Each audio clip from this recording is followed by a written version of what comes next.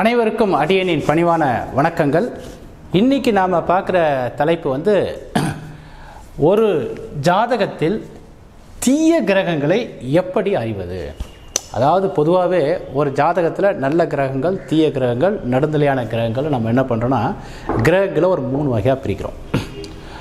அதாவது தீய கிரகம் எதுன்னு தெரிஞ்சுட்டு அந்த நேரத்தில் நம்ம உஷாராக இருக்கலாம். அந்த கிரகத்தோட தசா புத்திகள் நடைபெறும் போது அந்த கிரகங்களுடைய காரகங்கள், அந்த கிரகத்தோட காரகம், உதாரணத்துக்கு சூரியன் ஒரு ஜாதகத்தில் வீக்காக போயிடுச்சுன்னா அவர் அரசியலில் இருக்கக்கூடாது.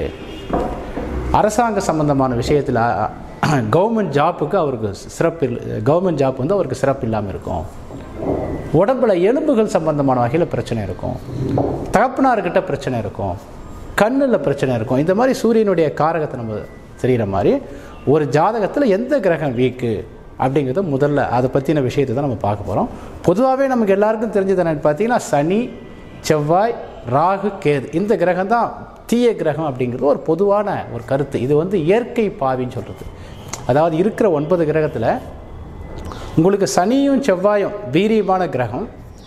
சனியை போன்றவர் ராகு, செவ்வாயை போன்றவர் கேது. அதனால் இந்த 4 கிரகம் சனி, செவ்வாய், ராகு, கேது இந்த 4 கிரகங்களும் வீரியமான கிரகங்கிறதால இந்த கிரகம் கெடுதல் தர ஆரம்பித்தா ரொம்ப அதிகமாக கெடுதல் தரும்.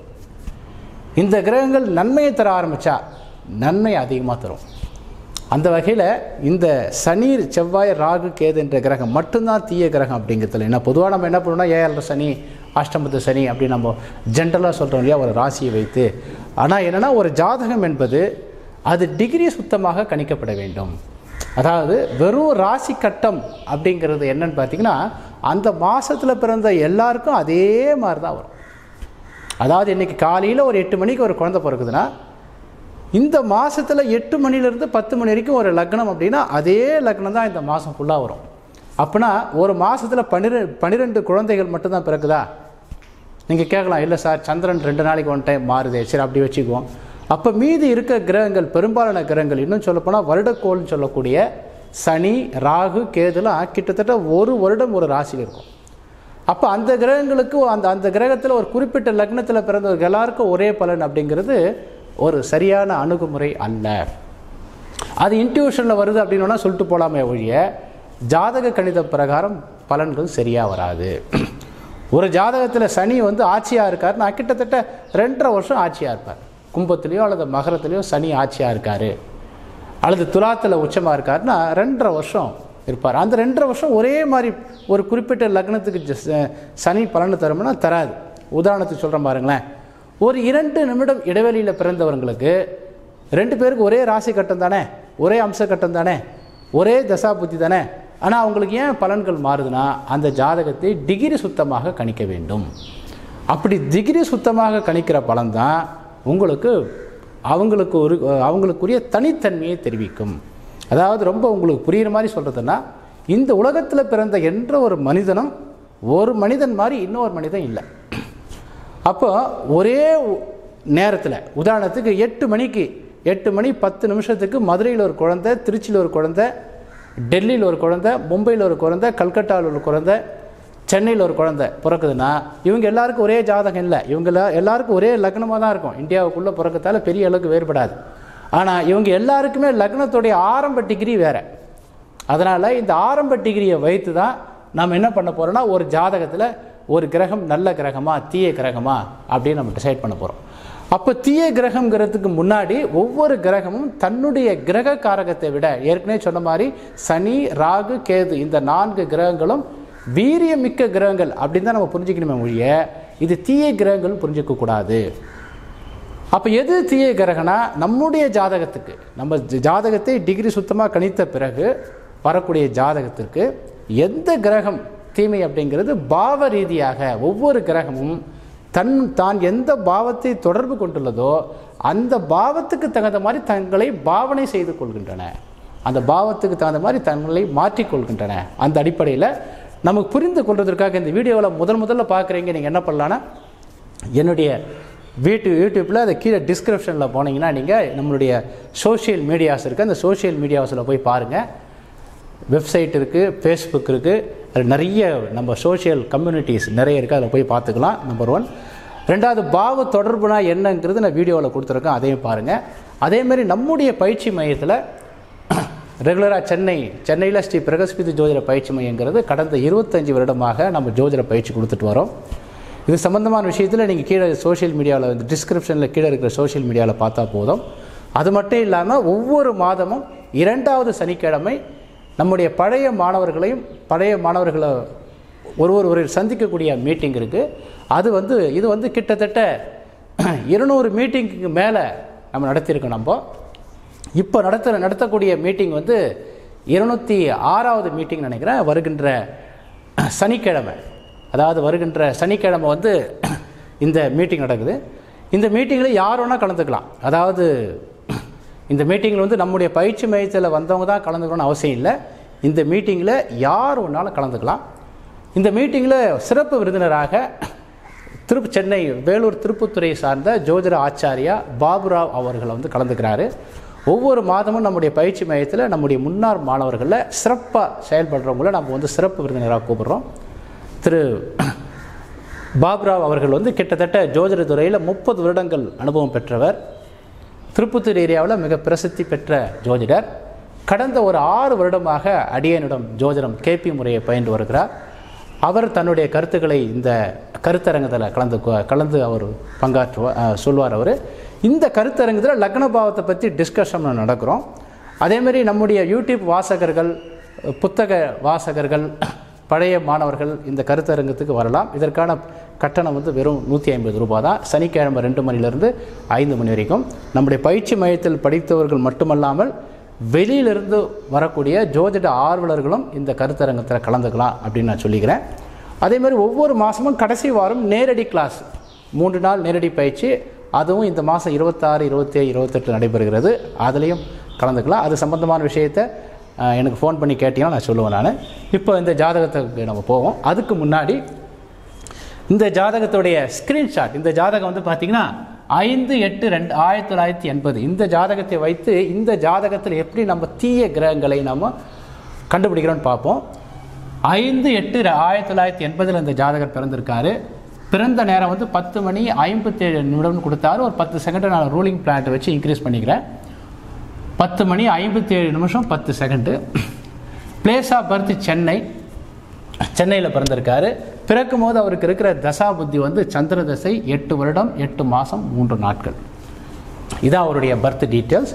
இதனுடைய பாவ முனைகள் 12 பாவ முனையை நாங்கள் கொடுத்துருக்கேன். 12 பாவத்தோட ஆரம்ப டிகிரி, 9 கிரகத்தோட நிலை, 12 பாவத்தோட நிலையையும் 9 கிரகத்தோட நிலையும் கொடுத்துருக்கோம். இது மட்டும் இல்லாமல் இதனுடைய ஸ்க்ரீன்ஷாட் நான் இந்த ஜாதகத்தை தெளிவாக, ஏன்னா வந்து இது புதுசாக வரவங்களுக்கு புரியாது அப்படிங்கிறதால இந்த ராசி கட்டத்தோட ஒவ்வொரு பாவமும் எந்தெந்த டிகிரியில் ஆரம்பிக்கிறது, ஒவ்வொரு கிரகமும் எந்தெந்த ராசியில் என்ன பாகையில் இருக்குதுன்னு ஸ்க்ரீன்ஷாட் வழியாக, ஸ்க்ரீன் ரெக்கார்டர் வழியாக இதை நான் தரேன். அதை பார்த்துக்குங்க. மீண்டும் வந்து இந்த ஜாதகாவுக்கு அந்த ஸ்க்ரீன்ஷாட்டை பார்த்துட்டு மீண்டும் லைனில் வருவோம். அனைவருக்கும் பணிவான வணக்கங்கள். அதாவது இந்த ஜாதகம் வந்து டேட் ஆஃப் பர்த் வந்து 5/8/1980 செவ்வாய்க்கிழமை. பிறந்த நேரம் வந்து 10:57 10 அதாவது அவங்க கொடுத்த நேரம், பிறந்ததாக சொல்லப்பட்ட நேரம் வந்து 10:57 காலையில். நான் ஒரு 10 செகண்டை கூட்டிக்கிறேன் அந்த ரூலிங் பிளானட் அப்படிங்கிறத வைத்து. இப்போ பிறந்த ஊர் வந்து சென்னை சிட்டியில் பிறந்திருக்காரு. சென்னை மெட்ராஸ் சென்ட்ரல் கிட்ட பிறந்திருக்காரு, அதாவது ஜிஹெச்சில். அதனால் சென்னை மெட்ராஸ்ன்னு போட்டிருக்கோம். அதனுடைய ரேகாம்சம் வந்து 80 டிகிரி 16 மினிட்டு ஈஸ்ட்டும், அச்சாம்சம் அதாவது லேட்டிடியூடுன்னு சொல்லக்கூடியது 13 டிகிரி 4 மினிட்டு நார்த்தும் இங்கே இருக்குது. நட்சத்திரம் வந்து ரோகிணி நட்சத்திரம் 1ஆம் பாதம், லக்னம் வந்து துலா லக்னம், சித்திரை 3ஆம் பாதத்தில் லக்னம் ஆரம்பிக்குது. ராசி வந்து ரிஷப ராசி. பிறக்கும் போது இருந்த தசாபுதி சந்திர தசை 8 வருஷம் 8 மாதம் 3 நாள். இப்போ நடக்கிற தசை குரு தசை, சுக்கிர புத்தி, புதன் அந்தரம், ராகு சூட்சுமம். இந்த கணிதத்துக்கு யூஸ் பண்ண அயனாம்சம் நியூகோம், கேபி நியூகோம் அயனாம்சம் 23 டிகிரி 34 மினிட்டு 29 செகண்டு. இது டீட்டெயில்ஸ், இந்த ஜென்ரல் டீட்டெயில்ஸு. இதை நீங்கள் கேபி முறையில் கணிக்கும் போது இந்த ஜாதகத்தில் டிகிரி சுத்தமாக, இந்த ஜாதகத்தில் லக்னம் வந்து 1 டிகிரி, அதாவது துலாத்தில் 1 டிகிரி 58 நிமிஷம். இதுதான் வந்து லக்னத்தோட ஆரம்ப டிகிரின்னு சொல்கிறோம். இதே மாதிரி 2வது வீட்டோட ஆரம்ப டிகிரி வந்து 1 டிகிரி 41 மினிட்டு 39 செகண்டு விருச்சிகத்தில் ஆரம்பிக்குது. 3வது வீட்டோட ஆரம்ப டிகிரி தனுசில் 0 டிகிரி 59 மினிட்டு 30 செகண்டில் ஆரம்பிக்குது. இந்த மாதிரி 12 பாவத்தோட ஆரம்ப டிகிரி நாங்கள் மென்ஷன் பண்ணியிருக்கோம். 1வது வீட்டிலேருந்து 6வது வீட்டு வரைக்கும் என்ன ஆரம்ப முனையோட டிகிரி இருக்குது அதே தான் மீண்டும் ரிப்பீட் ஆகும். பாருங்கள், 1க்கும் 7க்கும் 1 இருக்கும், 2க்கும் 8க்கும் 1 இருக்கும், 3க்கும் 9க்கும் 1 இருக்கும், 4க்கும் 10க்கும் 1 இருக்கும். இது சமசப்தம பாவம் அப்படிங்கிறதால.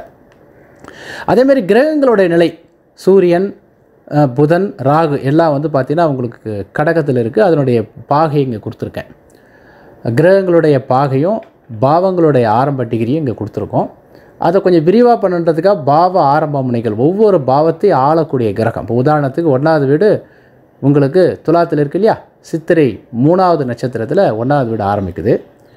அது சுக்கிரனுடைய வீடு, செவ்வாயுடைய நட்சத்திரம், கேதுவோட உபநட்சத்திரம், சுக்கிரனுடைய உபநட்சத்திரம். இந்த மாதிரி 12 பாவத்தை ஆளக்கூடிய ராசி அதிபதி இங்கே மென்ஷன் பண்ணியிருக்கோம். நட்சத்திர அதிபதியை இங்கே மென்ஷன் பண்ணியிருக்கோம். உபநட்சத்திராதிபதியை மட்டும் ரெட் கலரில் கொடுத்துருக்கோம். ஏன்னா ஒவ்வொரு பாவத்துடைய ஆரம்ப முனையோட உபநட்சத்திராதிபதி தான் அந்த பாவத்தோட விதியை நிர்ணயம் பண்ணுறதால. அடுத்து 9 கிரகத்தோட நிலை. சூரியன் பாருங்கள் கடக ராசியில் ஆயில்யம் 1ஆம் பாவத்தில் இருக்கிறாரு. அதனுடைய பாகை வந்து 19 டிகிரி 21 மினிட் இல்லையா. அதனுடைய ராசி அதிபதி செவ்வாய், நட்சத்திராதிபதி புதன், உபநட்சத்திராதிபதி சுக்கிரன். இந்த மாதிரி இப்போ 9 கிரகத்தோடைய ராசி எந்த ராசியில் இருக்குது, எந்த நட்சத்திர பாதத்தில் இருக்குது, அதனுடைய ராசி அதிபதி என்ன, நட்சத்திர அதிபதி என்ன, உபநட்சத்திர அதிபதி என்னன்னு இங்கே கொடுத்துருக்கோம். அதாவது நட்சத்திர அதிபதியை க்ரீன் மார்க்லேயும் உபநட்சத்திர அதிபதியை அதாவது க்ரீன் கலர் நட்சத்திர அதிபதியை ரெட் மார்க்லேயும் உபநட்சத்திர அதிபதியை க்ரீன் மார்க்லேயும் கொடுத்துருக்கோம்.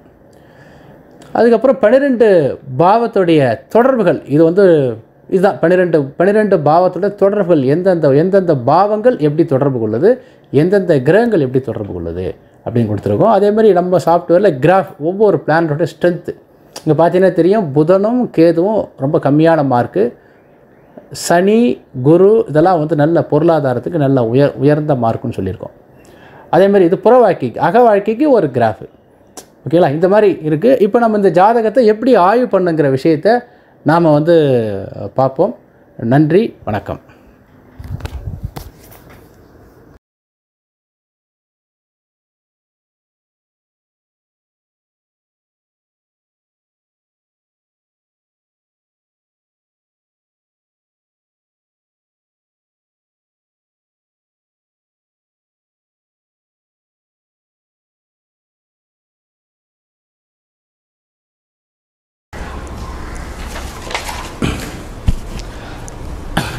இப்போ இந்த ஜாதகத்துக்கு போகிறதுக்கு முன்னாடி முதல்ல 12 பாவத்தை நம்ம என்ன பண்ணுறோன்னா 1, 3, 5, 7, 9, 11 இதை அகம் சார்ந்த பாவம் சொல்கிறோம்.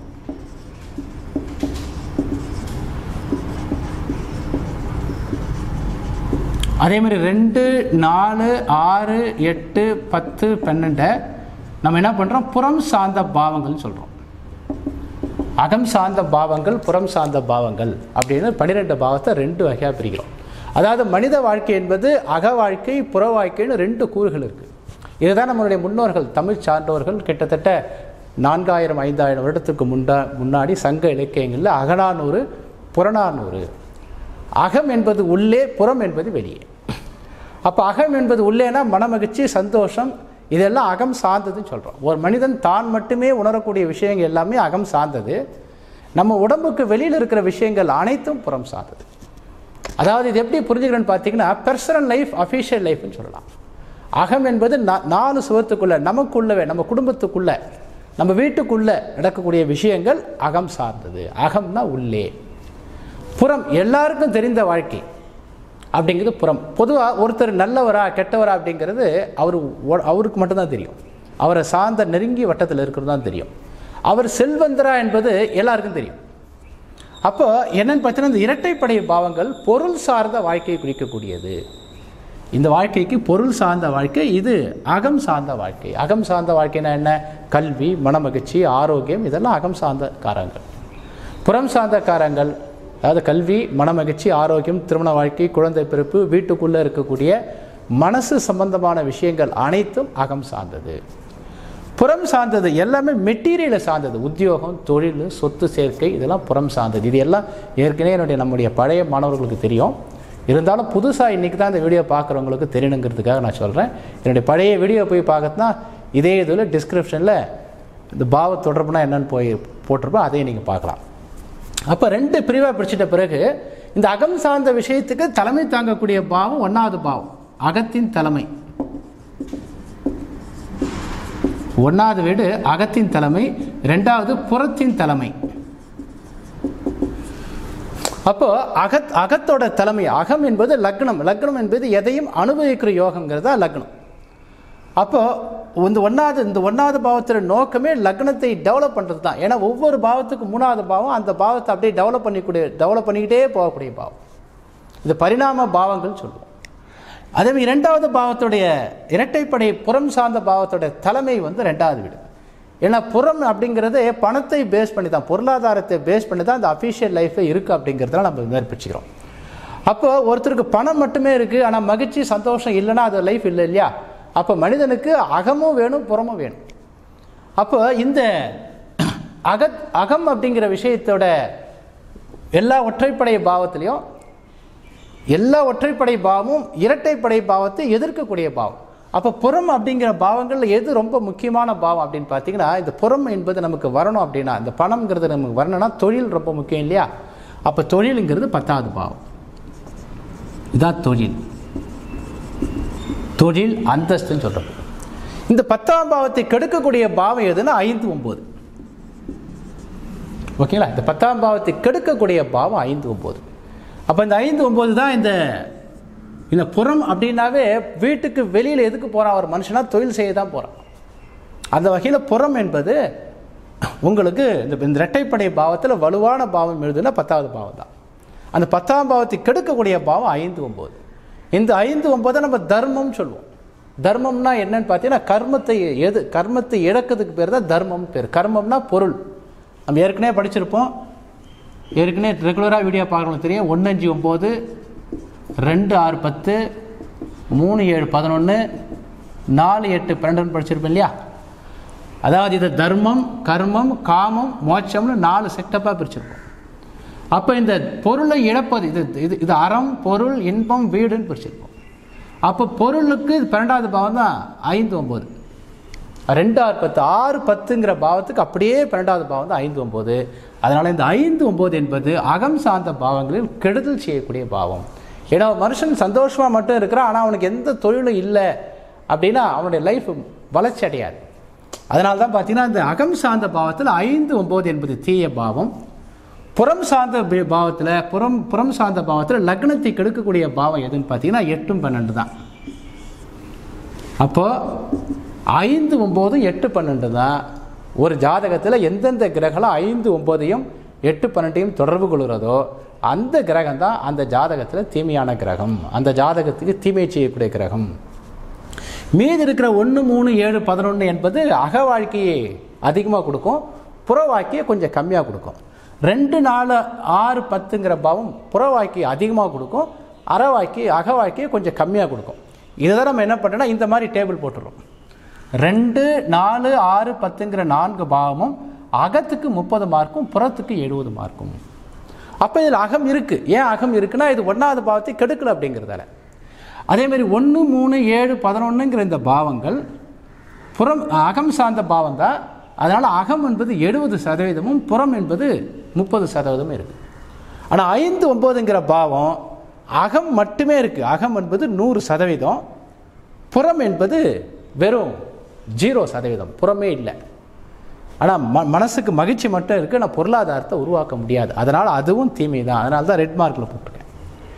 8, 12 என்பது அகத்துக்கு 0 மார்க், புறத்துக்கு 0 மார்க். அகமும் இல்லை, புறமும் இல்லை. எப்போ அகம் 0ன்னு ஆகுதோ அங்கே புறம் நல்லா இருந்தாலும் அங்கே சிறப்பு இல்லை.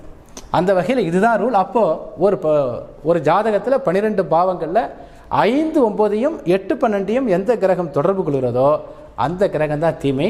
இந்த ஜாதகத்தில் அது எந்த கிரகம் அப்படிங்கிறது தான் இப்போ நம்ம பார்க்க போகிறோம். இந்த ஜாதகத்தை நம்ம பார்க்கும்போது முதல்ல நம்ம என்ன புரிஞ்சுக்கணும்னு பார்த்தீங்கன்னா, நம்ம ஏற்கனவே கேபி முறையில் நீங்கள் பார்த்துருப்பீங்க. கேபி முறையில் துல்லியமாக கணிக்கக்கூடிய ஜாதகம். இதில் ஒரு ஜாதகத்தில் தீய கிரகம் அப்படின்னு பார்க்கும்போது முதல்ல 8க்கும் 12க்கும் உபநட்சத்திரம் யாருன்னு பார்க்குறோம். 8க்கும் 12க்கும் இந்த குரு தான் உபநட்சத்திரமாக வராரு. 8க்கும் 12க்கும் உபநட்சத்திரம் குரு. எப்போதுமே ஒரு கிரகம் தன்னுடைய வேலையை விட தான் எந்த நட்சத்திரம் உபநட்சத்திரத்தில் உள்ளதோ அதனுடைய வேலையை தான் செய்யும். அப்படின்னா என்னன்னு பார்த்தீங்கன்னா, இந்த குரு 8க்கும் 12க்கும் உபநட்சத்திரமாக வராரு இல்லையா, இவருடைய வேலையை செய்கிறது யாருன்னா இவருடைய நட்சத்திரத்தில் இருக்கிற கிரகம் தான் வேலை செய்யும். அப்போது இந்த ஜாதகத்தில் குருவோட நட்சத்திரத்தில் யார் யாரெல்லாம் இருக்குன்னு அப்படியே பார்த்தீங்கன்னா, குருவோட நட்சத்திரத்தில் புதன் இருக்கிறார். பார்த்தீங்கன்னா தெரியும், குருவோட நட்சத்திரத்தில் புதன் அப்படின்ற கிரகம் குருவோட நட்சத்திரத்தில் இருக்கார். அப்போ இந்த புதன் வந்து குருவோட நட்சத்திரத்தோட குருவோட வேலையை செய்வார். அதாவது புதன் என்ற கிரகம் இந்த ஜாதகத்தில் குருவோட நட்சத்திரத்தில் செவ்வாயோட உபநட்சத்திரத்தில் இருக்கார்.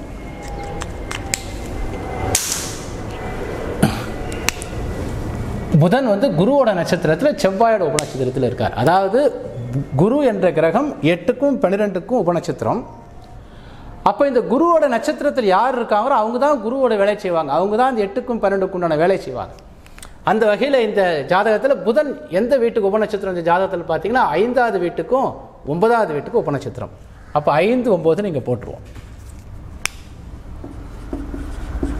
குரு 8, 12. அதுக்கப்புறம் செவ்வாய் இந்த ஜாதகத்தில் எந்த பாவத்துக்கு உபநட்சத்திரமாக இருக்குன்னு அப்படியே பார்த்துட்டு வரும்போது எந்த பாவத்துக்கு உபநட்சத்திரமாக வரல, எந்த வீட்டுக்கு உபநட்சத்திரமாக வருதுன்னு பார்த்தீங்கன்னா 9வது வீட்டுக்கு வராரு. அது 9ன்னு போட்டுருங்க.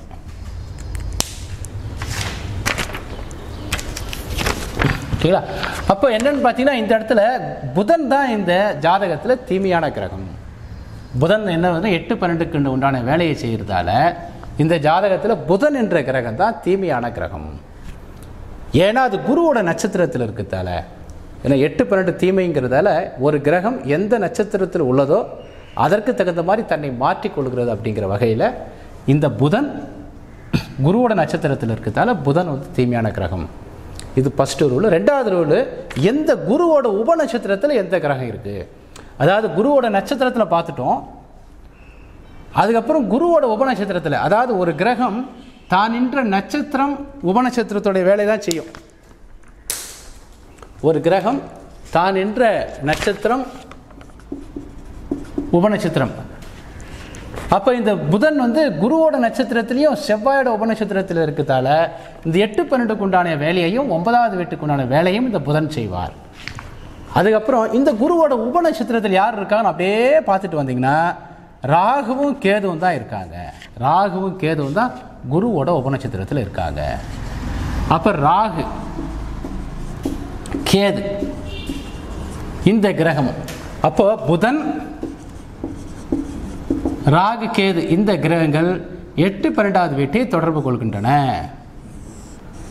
அப்போ இந்த 3 கிரகமும் ஜாதகருக்கு அக வாழ்க்கையும் புற வாழ்க்கை ரெண்டுத்தையும் கெடுக்கக்கூடிய நிலையில் இருக்கு. ஓகேங்களா? ஃபர்ஸ்ட் நம்ம என்ன பண்ணுறோம்னா, ஜாதகத்தில் தீமையான பாவங்கள் என்பது 8, 12 அப்புறம் 5, 9. 8, 12 என்பது அக வாழ்க்கை புற வாழ்க்கை ரெண்டுத்தையும் கெடுக்கக்கூடியது.